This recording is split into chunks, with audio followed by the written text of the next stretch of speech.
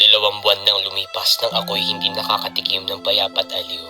At narito na naman ang ikalawang sulat ng aking ama, na tila ako'y pinapabalik na sa Albania.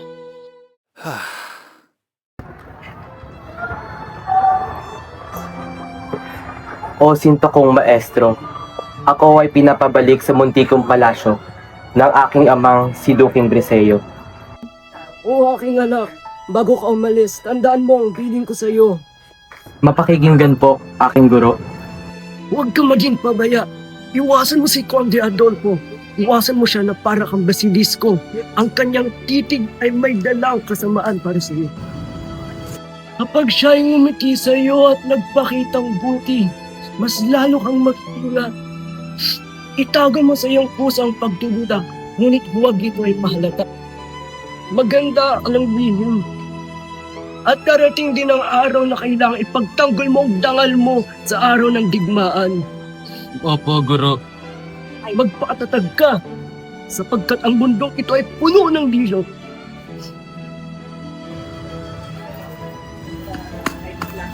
Tante, di ko kaya mawala ka.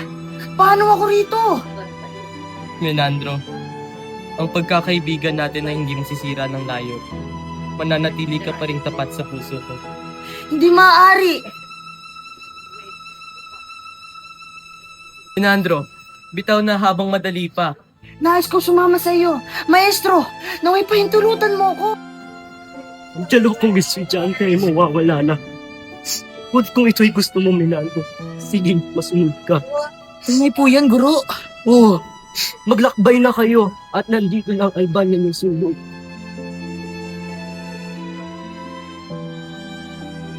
Mabuhay kayo, Florante at Minandro! Ipaglaban ninyo ang iyong bayan! Hindi namin kayo malilimutan!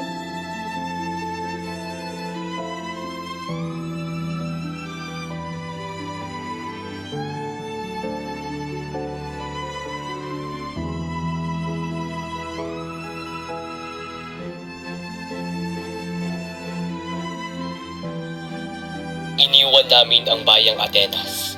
Hangin na lamang ang saksi. O Diyos, naway gabayan mo kami.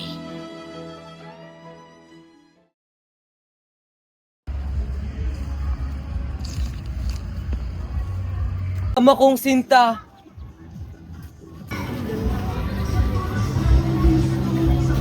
Anak ko! Sa piling ni Itay, sugat sa puso ko'y muling dumugo, lalo't pag-alala ko sa ina kong naglaho.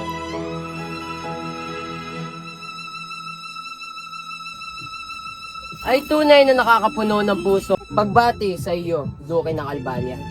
Ako ay embahador ng galing sa kahari-ari ng Totayo. May dalang mahalagang balita. Ano ang iyong nais? Sabihin ang iyong pakay sa kahariang Albanyang tunay.